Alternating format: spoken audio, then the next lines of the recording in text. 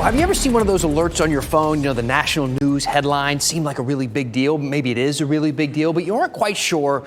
What does it mean for you here in North Carolina? Well, don't worry, we're on it. That's what us local news people are for, right? Today, we're going to dig into 3 different national headlines and ask the question, what's it mean for NC?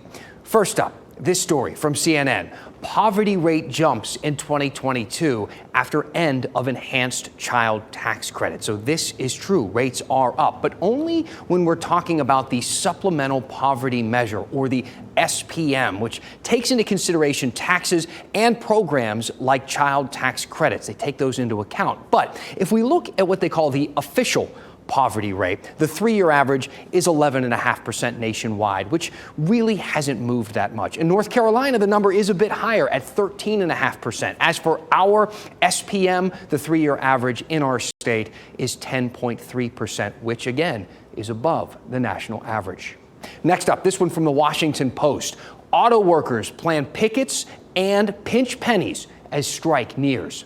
About 140,000 members of the United Auto Workers Union trying to work out a deal right now with GM and Ford and Stellantis by this Thursday. So there is a deadline looming. There are many members of that union right here in North Carolina in our state. GM, for instance, has a facility in Charlotte. Ford has one in Mebane. Together, the facilities account for a couple hundred North Carolinians involved in this very important dispute.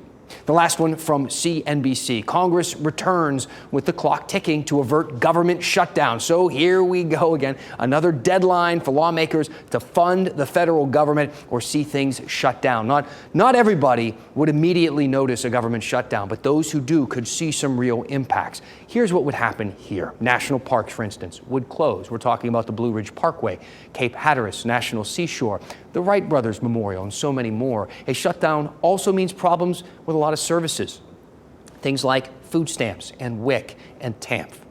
During the last shutdown in 2018, the state health department had to hustle just to make sure that people didn't go hungry. So it is significant for everyone. Have you seen a national headline, something that you want us to connect the dots right back here to our lives in North Carolina? If so, email me at dan@WRAL.com. We want to hear your thoughts. Tell me what's on your mind, and we'll go in depth.